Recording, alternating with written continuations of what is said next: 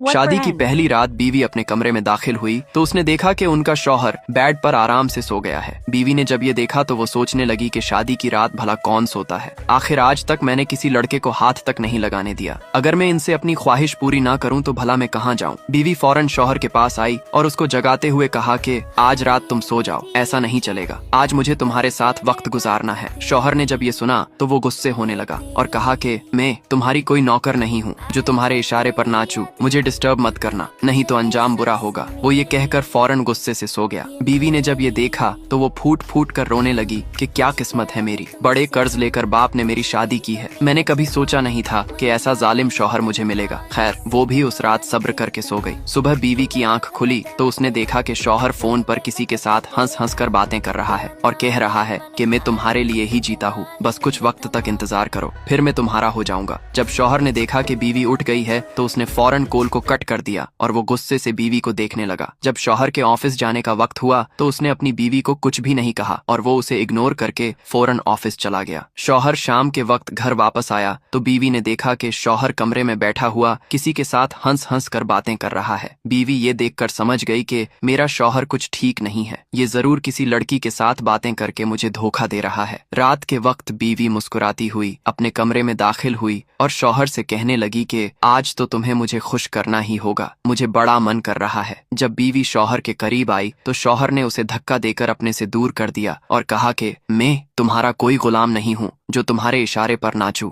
बीवी ये देखकर बहुत उदास हो गई कि आखिर शादी के बाद भी ये मुझे अपने करीब क्यों नहीं आने दे रहा है। बीवी ने कहा कि तुम मेरा कोई गुलाम नहीं बल्कि मेरा शौहर हो और अगर तुम मेरी जिस्मानी हाजत को पूरा नहीं करोगे तो भला मैं कहाँ जाऊं। आखिर तुम मुझे अपने से दूर क्यों कर देती हो। शौहर ने उसे कुछ नहीं कहा और वो गुस्से से बिस्तर पर सो गया। एक दिन बीवी बाजार में थी तो उसने अचानक देखा कि उनका शौहर एक लड़की के साथ खड़ा बाजार में हंस हंस कर बातें कर रहा है। बीवी ने जब ये देखा तो उसकी आंखें फटी की फटी रह गईं। बीवी सोचने लगी कि यही लड़की है जो मेरे शौहर से फोन पर बातें करती है और इनका जरूर इसके साथ अफेयर होगा। बीवी ने अपने शौहर को कुछ नहीं कहा और वो फौरन वहां से चला गया। जब शौहर वापस घर आया तो बीवी ने कहा कि अचानक बिना बताए आज कहाँ चले गए थे। शौहर ने कहा कि मैं बाजार में दवाई लेने के लिए गया था। बीवी ने कहा कि फिर दवाई कहाँ है, तुम तो कुछ भी नहीं लेकर आए। शौहर ने गुस्से से कहा कि क्या हर चीज बताना जरूरी है तुम्हें। शौहर ये कहकर अपने कमरे में चला गया। बीवी अब रोज शौहर से झगड़ा करती और शौहर बीवी की एक भी बात नहीं मानता था। आखिर शौहर ने बीवी से कहा कि